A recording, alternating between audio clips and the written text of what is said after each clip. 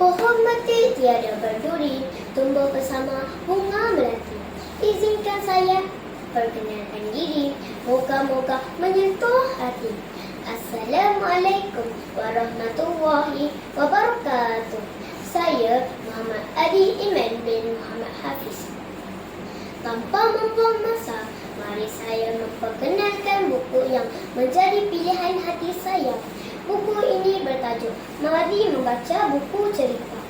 Saya telah membaca buku ini dari umur 5 tahun lebih. Buku ini ditulis oleh Hasnah Ahmad.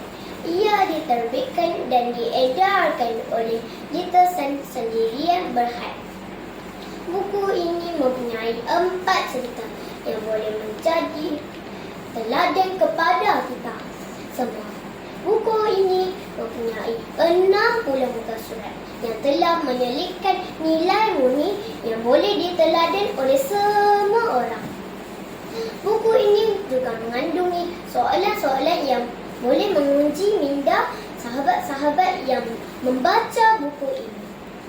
Terdapat 4 tajuk cerita, iaitu pertama, Rama mendapat pelajaran. Kedua, Katie hilang sabar. Ketiga, Muni keluar bersia-sia. Dan yang terakhir, Penguin pergi berkelak.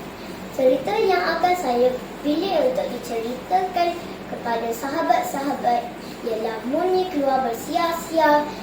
Ialah mengisahkan tentang Muni, seekor anak unik.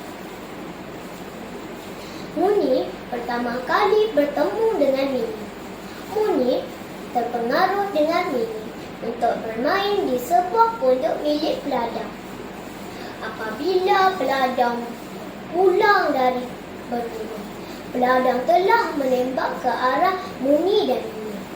Daripada senggenggam jadi senggantang, peluru itu tidak terkena pada Muni dan Mini. Nilai murni yang terdapat di dalam cerita ini ialah janganlah mengikut orang yang baru sahaja dikenali walaupun dia kelihatan mesra dan baik. Bagaimana sahabat-sahabat menarik bukan buku ini? Membaca buku adalah amalan yang baik. Maka marilah kita menyemai sikap minat membaca. Sekian dari saya. Assalamualaikum warahmatullahi wabarakatuh.